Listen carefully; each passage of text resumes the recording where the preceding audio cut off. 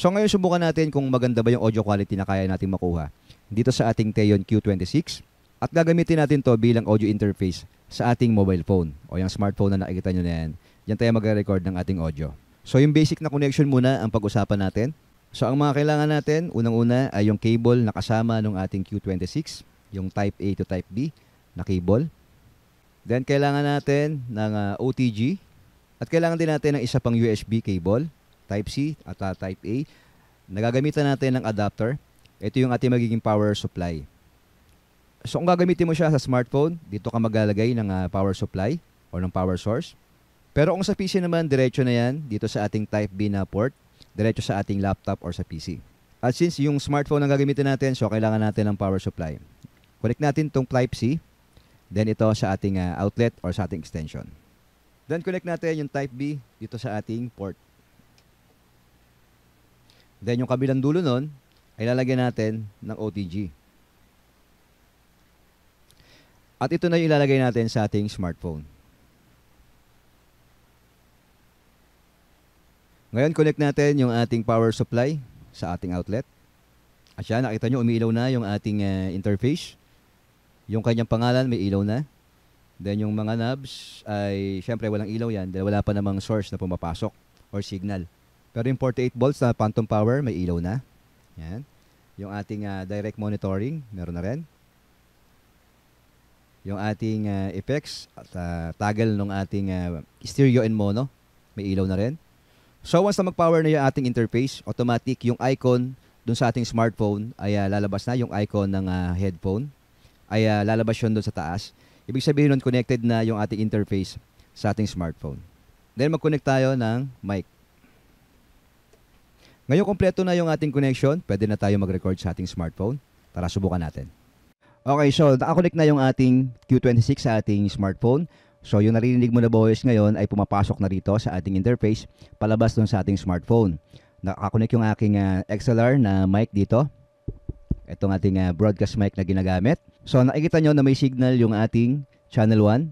Ang volume natin ngayon ay nasa mga 80%. Ibaba natin. Gawin natin 12 o'clock.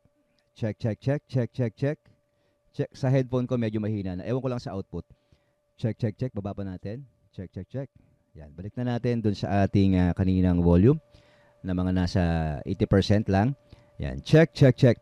Yung channel to wala pa na-connect kaya wala pa kayong nakikitang signal na pumapasok sa kanya. Mamaya magko-connect tayo ng gitara. Tignan natin kung pwede natin pagsabayin yung instrumento at yung boses. So kung mangyayari yun na pwede natin pagsabayin yung dalawang signal, ibig sabihin yung channel 1 and channel 2, pwede tayong mag-connect ng kahit anong source dito.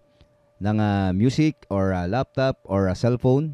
Pwede tayo mag-connect dyan. Or sound card para kung sakaling gusto natin maglagay ng mga effects sa ating live stream. Then yung ating headphone, ayan, naka-connect dyan.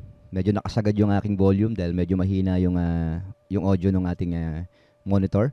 Then yung ating main out naman, nakababa lang yan. Hindi mo naman kailangan pihitin yan kung hindi ka gumagamit ng mga studio monitor or mga external na speaker. Sunod naman, meron tayo rito effects. Pakinggan natin.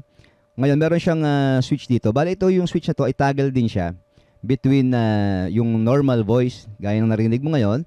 Then kapag nagpindot ako ng isa, yan, magiging echo yung tunog ng ating boses.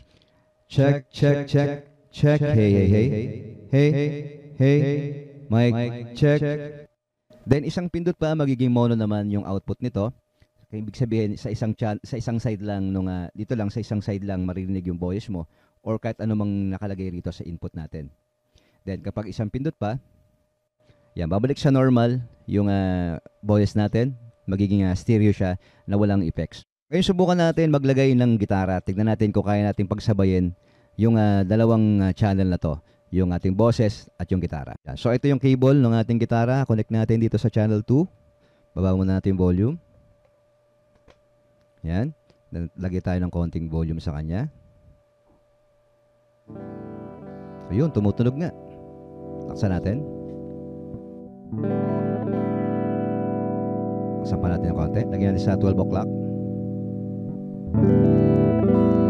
Yan. Ibig sabihin, yung dalawang channel natin ay napagsabay natin. So, okay yung lalo para sa mga mag-live stream. Kasi pwede mo siyang gamitin na separate na channel. Yung channel 1 natin, lagyan natin ng mic, gaya ng ginawa ko ngayon. Dahil yung pangalawa naman, kung gusto mo mag-gitara ng live, pwede. Or any music source, pwede kang maglagay rito. Pwedeng galing sa laptop, i-convert mo lang siya sa TRS. Then kung meron ka pang isang phone, pwede ka rito mag-connect. Yun ang magiging yung background music mo or yung background mo kung kakanta ka sa mga live stream. Well, sa ngayon, sa naririnig ko, yung gamit kong headphone kasi ay flat response. So, sa naririnig ko sa kanya, maganda naman yung quality ng audio niya. Yung detalye nandoon, buong buo.